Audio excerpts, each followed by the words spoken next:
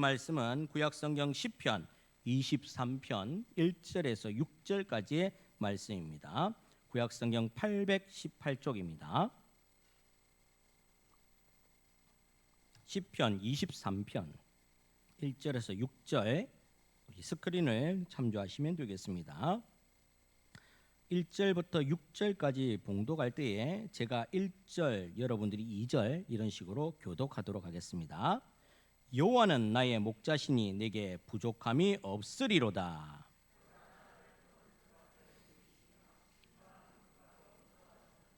내 영혼을 소생시키시고 자기 이름을 위하여 의의 길로 인도하시는도다.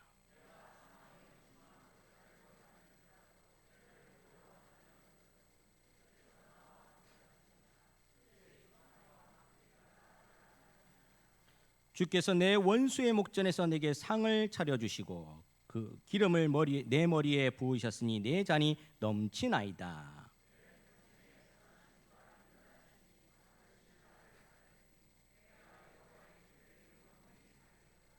아멘. 할렐루야. 오늘은 새로운 출발, 인도하심에 대해서 하나님 말씀을 나누겠습니다. 그런 의미에서 우리 좌우에 계신 분들과 함께 우리 이렇게 인사를 나누겠습니다. 당신은 사랑받기 위해 태어난 사람입니다. 이렇게 한번 인사 한번 하겠습니다. 시작. 자, 우리 반주해주고 제가 찬양을 부를 테니 여러분들은 옆분과 함께 악수도 하시고 당신은 사랑받기 위해 태어나신 분입니다. 사랑합니다. 축복합니다. 마음껏 축복을 한번 해보시기 바랍니다. 자, 반주해 주시고 자, 이럴 때 인사를 해야 돼요. 어색하더라도 이럴 때 인사하면 큰 축복이 여러분들의 2배, 3배로 돌아옵니다. 좌우도 하시면 앞뒤로도 하세요. 앞뒤로도.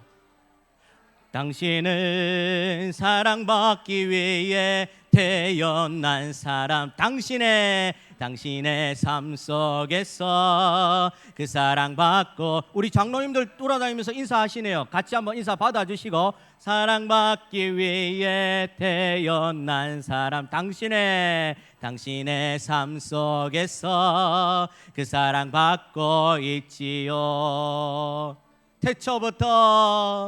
태초부터 시작된 하나님의 사랑은 우리의 만남을 통해 열매를 맺고 당신이 이 세상에 존재함으로 인해 우리에겐 얼마나 큰 기쁨이 되는지 당신은 같이 합니다. 당신은 사랑받기 위해 태어난 사람. 지금도 그 사랑 받고 있지요. 당신은 사랑받기 위해 태어난 사람. 지금도 그 사랑 받고 있지요. 하나님께 영광의 박수를 올려드립니다. 할렐루야. 여러분들 손에 손을 맞잡고 인사를 나누면 내 기분이 좋아지고 옆에 계신 기분도 좋아지고 우리 하나님은 우리로 하여금 더 행복할 줄 믿습니다. 여러분들 인사를 나눌 때 거칠해라 생각하지 마시고 내 속을 옆에 계신 분들과 성도들과 나눈다라고 생각하시면 하나님께서 더 많은 은혜와 감사를 채워주실 줄 믿습니다. 여호와는 나의 목자시니 내게 부족함이 없으리로다. 아멘입니다. 아멘. 오늘 말씀처럼 새로운 출발할 때 나의 목자 되신 우리 주님께서 항상 우리를 인도하실 줄 믿습니다. 여러분들 양을 울타리에 이렇게 가두지 않습니까? 울타리에 가둘 때 양 자신은 엄청 답답할 겁니다. 천방지축 막 뛰고 다녀야 되는데 그렇게 못하니까 얼마나 답답하겠습니까? 그런데 양은 답답하고 왜 나를 가두는지 모르겠지만 목자는 그렇게 울타리를 치고 보호하는 이유가 있다라는 거죠. 왜 그렇습니까? 사나운 맹수로부터 보호함을 주어야 되기 때문에 그렇습니다. 목자가 지팡이와 막대기를 들고 가면서 양을 이렇게 몰지 않습니까? 몰 때에 양은 저 몽둥이로 왜 나를 때리나 이렇게 생각할 수 있다라는 겁니다. 몽둥이로 왜 자꾸 나를 때리고 이리로 가고 싶은데 못 가게 하고 나를 힘들게 하나라고 생각할 수 있지만, 목자는 이유가 있다는 거죠. 왜 그렇습니까? 이렇게 인도하지 않으면 천길 낭떠러지로 떨어져서 죽을 수밖에 없기 때문에 그 길 가지 않도록 모는 거죠. 안전하게 몽둥이가 아니라 지팡이와 막대기로 인도하신다는 겁니다. 우리가 다 양 같아서라고 성경에서 말할 때 이와 같다는 거죠. 예수님께서 우리를 이만큼 보호해주고 잘해주고 싶은데 예수님의 마음을 모른다는 겁니다. 그러니 자꾸 이리로 가고 싶고 저리로 가고 싶고 갈팡질팡한다는 거죠. 거기를 안 돼 못 가, 안 돼 못 가 하니까 답답하다는 겁니다. 그러니 어떻게 됩니까? 자꾸 이리 튀고 저리 튀고 하면서 좌충우돌을 하게 됩니다. 그런데 하나님 보시기에 얼마나 안타깝겠습니까? 사랑하는 여러분, 올 1월 이제 출발해서 벌써 셋째 주가 되었습니다. 첫째 주에는 목회 계획 가지고 우리가 함께 걸어가야 될 길에 대해서 나눠보았고, 지난주에는 믿음의 출발이 어떤 것인지에 대해서 아브라함을 통해서 우리가 배웠다라는 거죠. 오늘은 인도하시는 하나님, 새로운 출발할 때 인도하시는 하나님을 쫓아서 우리가 주님의 지팡이와 막대기를 따라서 그 인도하심대로 출발하고 내딛고 함께 걸어가는 저와 여러분이 되기를 간절히 축원합니다. 시편 23편 우리가 너무나 잘 아는 말씀인데 암송하는 말씀이기도 합니다. 그런데 이 의미를 정확하게 알고 그 말씀대로 따라가면 은혜가 더 깊어진다는 거죠. 오늘 말씀을 깊이 있게 한번 같이 나눠보기를 바랍니다. 2절의 말씀에 보니까 첫 번째로 인도하심은 누이심인데 어떤 누이심인지 2절 말씀에 보니까 그가 나를 푸른 풀밭에 누이시며 쉴만한 물가로 인도하신다라고 말씀합니다. 쉴만한 물가로 인도함을 받기 위해서는 먼저 딱 있어야 되는데 그것이 무엇인가? 누이심이 있어야 돼. 누워 있어야 된다. 눕다. 내가 편안히 누워 있어야 된다. 그래서 새로운 출발 인도하심의 첫 번째는 누이심이다라는 말씀이죠. 오늘 말씀에 어디에 누우면 된다고 합니까? 푸른 풀밭에 누우면 된다라고 합니다. 여러분들 팔레스틴 그 지방을 한번 생각해 보시기 바랍니다. 고온 건조 기후죠. 우리나라에 비해서 땅이 메말라 있다라는 겁니다. 항상 물이 부족하죠. 항상 물이 부족하면 날씨가 덥고 물이 부족하고 건조하면 어떻게 됩니까? 풀이 자랄 환경이 아니라는 겁니다. 물론 열대 과일도 있고 고온 건조한 지방에서 잘 자는 식물도 있겠지만 우리나라처럼 사시사철 푸르고 아름답고 이런 모습을 가지기 어렵다라는 겁니다. 그래서 항상 먹을 것이 부족하고 땅의 소출이 현저히 적다라는 거죠. 땅이 척박하다라는 말씀입니다. 그래서 목자는 양을 항상 몰아서 먹을 곳이 있는 곳으로 항상 몰고 간다는 겁니다. 그것이 바로 푸른 풀밭을 찾아다닌다라는 말씀이죠. 그러니 양에게 있어서 푸른 풀밭이라는 것은 단순히 배를 채우는 먹잇감이 있는 곳이 아니라 생명을 보존하는 의미가 있다라는 겁니다.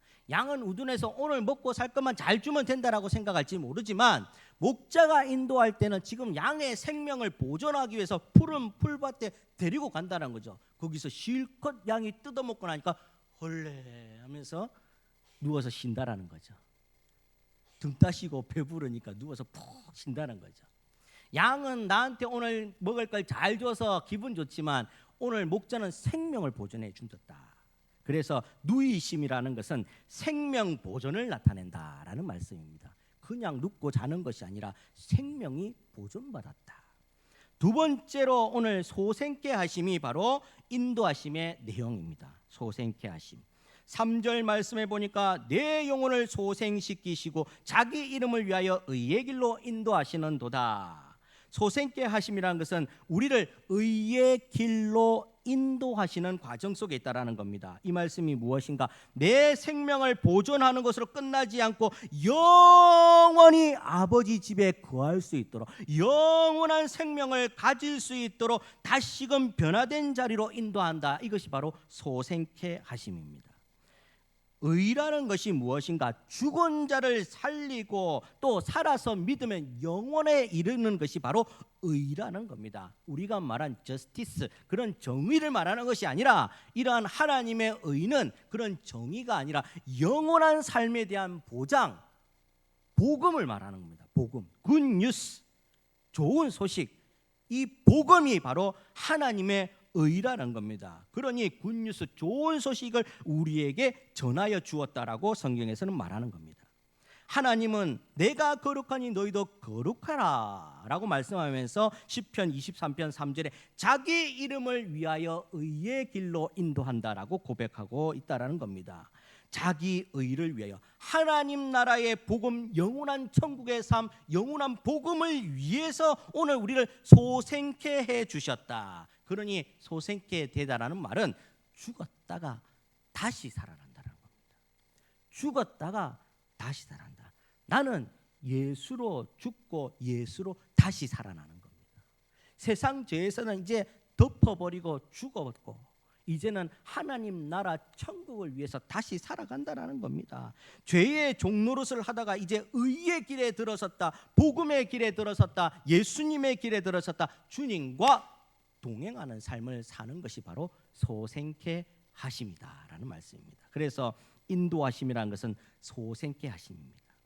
출애굽기 15장에 보면 이스라엘 백성들을 쭉 애굽에서 인도해서 데리고 간 데가 마라의 쓴물로 인도합니다. 하나님께서 마라의 쓴물로 데리고 가서 이 마라의 쓴물을 마시고 으악 하고 토하는 이스라엘 백성들을 보면서 아이고 속 시원하다, 골탕이나 먹어봐라, 이렇게 하기 위해서 데리고 간 게 아니라는 거죠. 이 마라의 쓴물은 고칼슘, 고마그네슘 이런 것들이 풍부하다 보니까 사실은 먹기로는 영양분은 높을지 모르지만 먹기로는 부족합니다. 먹으면 구역질이 나고 토한다는 거죠. 영양도 많으면 그렇게 좋은 게 아니라는 겁니다. 자, 그러니 이 마라의 쓴물을 먹인 이유는 무엇인가? 하나님께서 골탕 먹이기 위해서 먹인 것이 아니라 오늘 하나님께서 이스라엘 백성들이 구별된 삶을 살아야 된다는 것을 보여주기 위함입니다.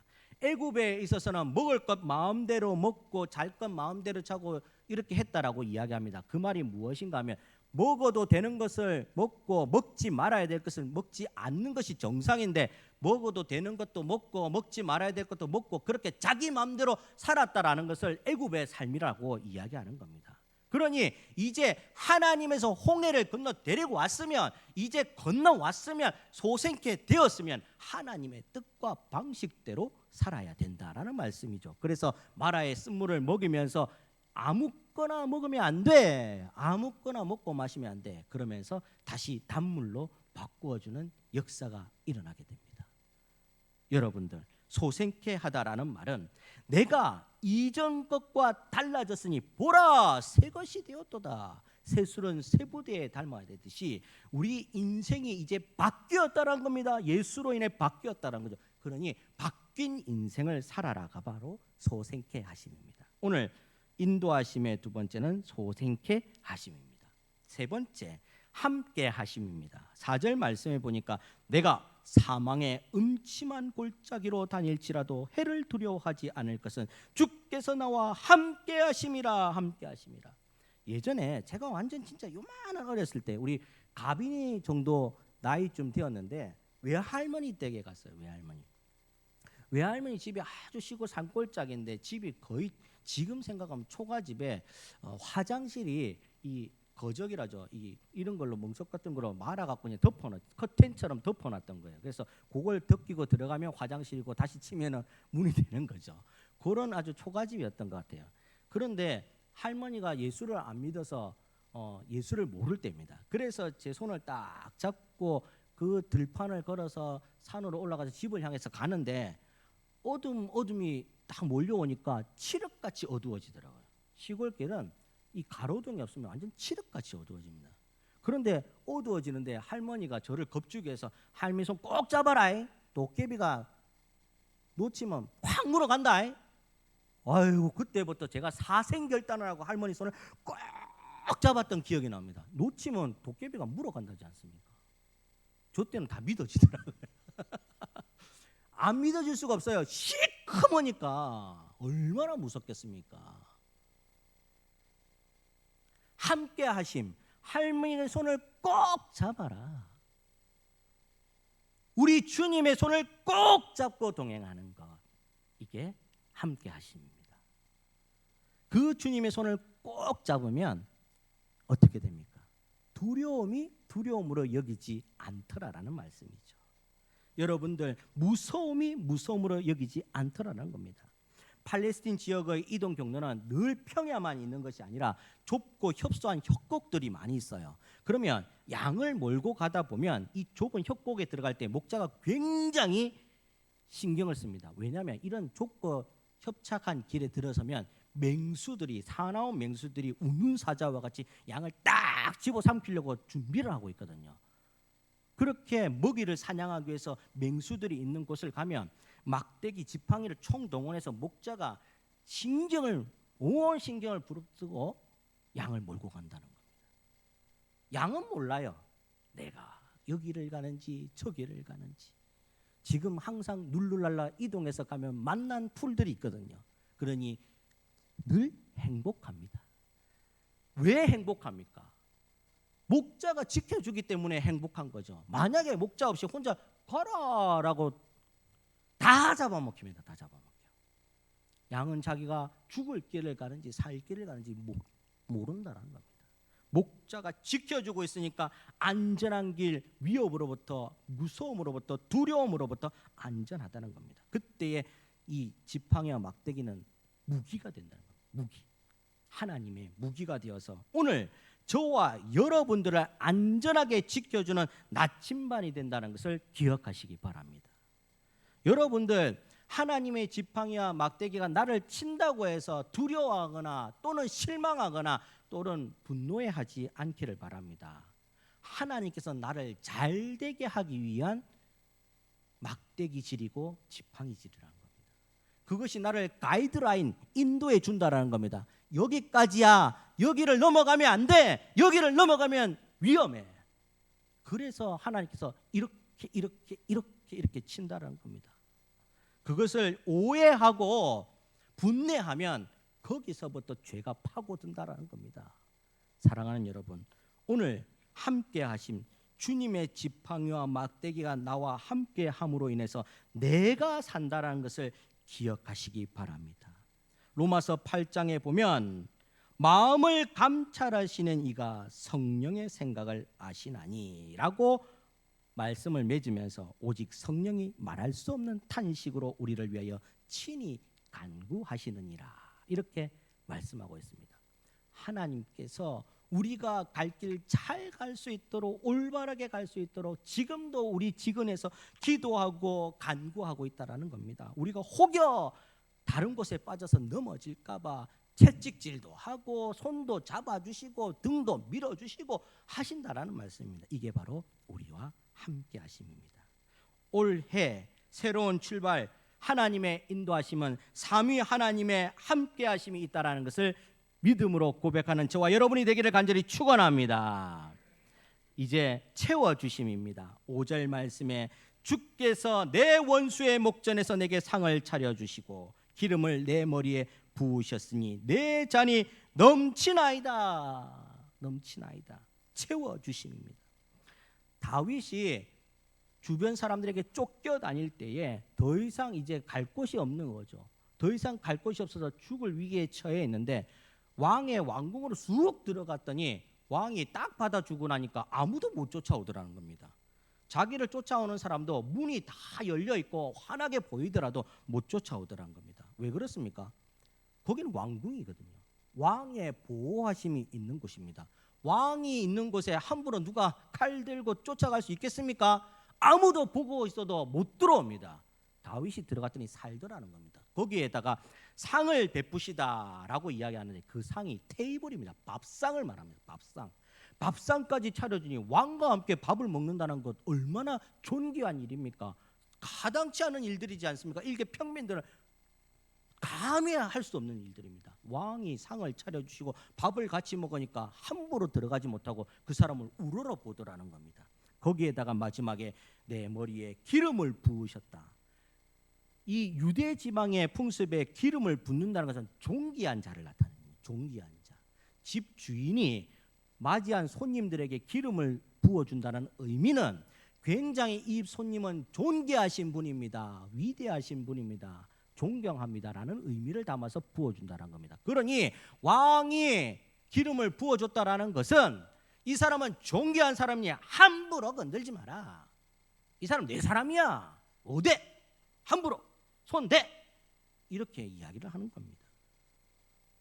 사랑하는 여러분, 휘장을 찍고 예수님께서 우리를 만나 주셨다는 것, 참되신 하나님께서 우리를 만나 주셨다는 의미입니다. 그러니 세상 그 누구가 우리를 범하고 세상 그 누구가 우리를 함부로 하겠습니까? 사랑하는 여러분, 내 잔이 넘치나이다 이 말은 채워줌이 극에 달했다라는 말씀입니다. 부으셔서 채워줌이 극에 달해서 그 잔이 넘쳐났다는 겁니다. 요셉의 가지가 담을 넘어가듯이 하나님의 은혜가 복이 넘쳐났다라는 말씀입니다. 그러니 우리의 새로운 출발, 오늘 인도하심은 하나님의 복이 넘치는 인도하심인 것을 믿으시기를 바랍니다. 사랑하는 여러분, 넘치는 은혜 충만하신 채우심, 이 채우심으로 말미암아 하나님의 받은 복들이 얼마나 큰지를 세어볼 수 있는 저와 여러분이 되기를 축원합니다. 1년 12달 가도 한 번도 생각해보지 않고 넘어가지 마시고 하다못해 추수감사절, 맥주감사절이라도 받은 복을 꺼내보면서 와, 나에게 이런 복들이 있었구나 한번 생각해 보시면 분냄과 화와 걱정, 근심보다는 감사의 제목이 충만할 줄 믿습니다. 그 은혜가 여러분들과 함께하는 겁니다. 사랑하는 여러분, 2023년도 오늘 우리는 새로운 출발 각자의 자리에서 하고 있습니다. 어떤 분들은 세밀하게 계획을 세운다는 거죠. 이 학생들이 방학 때 계획표 세우라 하면 동그라미 이 밥그릇 엎어놓고 동그라미 그리고 줄 꺼갖고 몇 시부터 몇 시까지 자고 몇 시부터 몇 시까지 공부하고 이렇게 하는 친구들, 아주 세세하게 30분 시간 단위로 딱 쪼개서 하는 친구들이 있는가 하면 그 검사하면 선생님이 가당치 않은 참 답답한 그 내용도 있다는 겁니다. 쭉 가면 칸이 몇 칸 없어요. 잠, 아침, 점심, 저녁 이렇게 계획을 세우는 친구도 있다는 겁니다. 무계획이 자기한테는 아주 좋은 계획이라고 생각하는 거죠. 어떤 사람은 세밀하게 계획을 세우고 어떤 사람은 대충 막 내 성격대로 계획을 세우고 어떤 사람은 안타깝게도 정말 비전이 없고 꿈이 없고 마음이 답답한 사람들도 있다라는 겁니다. 그런데 우리 주님 무엇라고 우리에게 한 해를 시작하며 이야기합니까? 이전 것은 지나갔으니 보라 새 것이 되었도다. 오늘 이제 새날이라는 겁니다. 새날이니까 다 접어두고 한번 주님께서 주실 축복을 바라라는 말씀인 거죠. 성도이기에 주님께서 사랑한 백성이기에 오늘 주님께서 시편 23편처럼 누이심, 소생케 하심, 함께 하심, 채워주심의 인도하심이 함께하는 줄 믿으시기를 바랍니다. 그 마음을 가지고 힘차게 한번 발을 내딛어 보시길 바랍니다. 그러면 어떻게 되는가? 시편 23편 6절 말씀 우리 함께 말씀을 읽어보겠습니다. 시편 23편 6절 마지막입니다. 함께 읽습니다. 시작. 내 평생의 선하심과 인자하심이 반드시 나를 따르리니 내가 여호와의 집에 영원히 살리로다. 아멘. 이 축복과 은혜가 저와 여러분의 것인 것을 믿어 의심치 말고 한순간도 낙오하지 아니하며 힘차게 발을 내딛는 저와 여러분이 되기를 간절히 축원합니다. 이 시간 한번 이렇게 한번